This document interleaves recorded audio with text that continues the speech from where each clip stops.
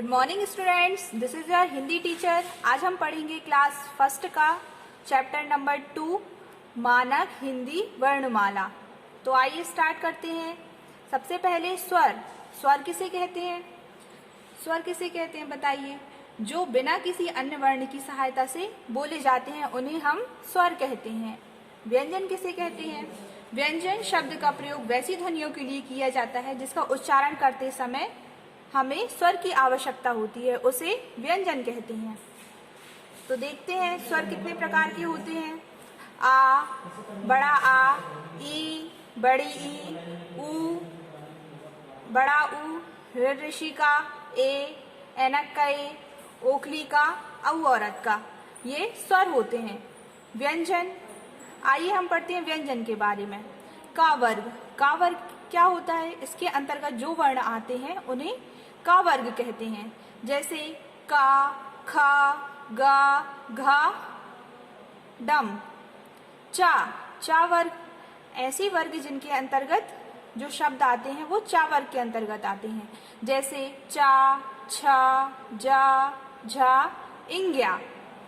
स्पर्श व्यंजन, ये व्यंजन के ही प्रकार हैं। स्पर्श व्यंजन। स्पर्श व्यंजन क्या होते हैं? अब इन व्यंजनों का उच्चारण करते समय मुंह के दो भागों जीभ व तालु का प्रयोग किया जाता है, उसे ही हम स्पर्श व्यंजन कहते हैं। स्पर्श व्यंजन के अंतर्गत कितने वर्ग आते हैं? टा वर्ग, ता वर्ग और पा वर्ग। तो टा वर्ग टा, ठा, डा, ढा, अड़ा, ढ, ड। ता वर्ग ता, था, दा, धा, ना। ये पांचों शब्द किसके अंतर्गत आते हैं? ता वर्ग के अंतर्गत। पा वर्ग, पा वर्ग के अंतर्गत कौन कौन आता है? पा, फा, बा, भा, मा। ये पांचों वर्ण पा वर्ग के अंतर्गत आते हैं। अब अंतस्थ व्यंजन। अंतस्थ व्यंजन किसे कहते हैं बताइए? इन चारों व्यंजनों के अंतर्गत स्वर का प्रयोग किया जाता है, उसे ही अंतस्थ व्यंजन कहते हैं। जैसे या, रा, ला, वा, ये क्या है? अंतस्थ व्यंजन। नेक्स्ट है हमारा ऊष्म व्यंजन।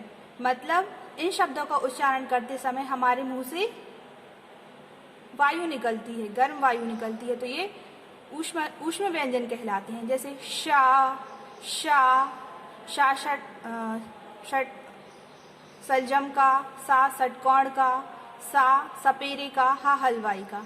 शा, शा, शा, हा। सही नाम शा। शा किसके अंतर्गत आता है?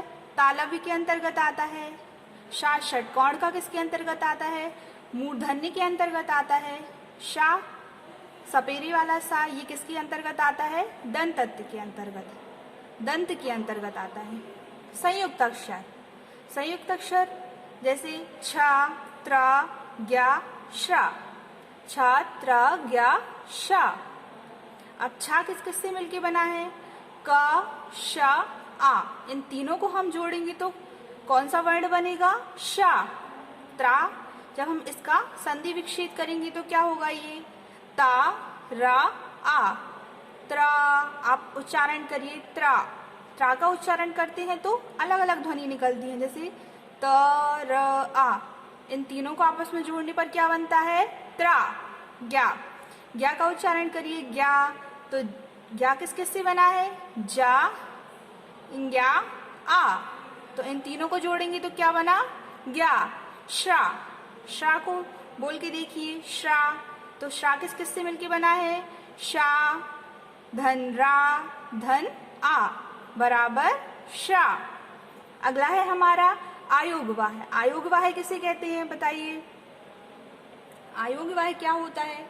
आयोगवाह अनुस्वार व विसर्ग को बताता है, जो ना कि स्वर के अंतर्गत आता है और ना ही व्यंजन होते हैं, उसे ही आयोगवाह कहते हैं। इसमें अनुस्वार और विसर्ग आते हैं।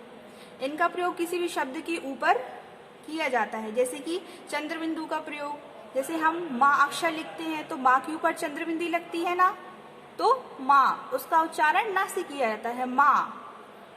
ठीक है, ये काय का चिन्ह है, इसको अनुस्वार बोलते हैं। ये काय का चिन्ह है? चंद्र बिंदु और अनुनासिक। ये काय का निशान है? विसर्ग। आज के लिए बस इतना ही। इस प्रकार हमारा ये चैप्टर नंबर 2 खत्म होता है। धन्यवाद।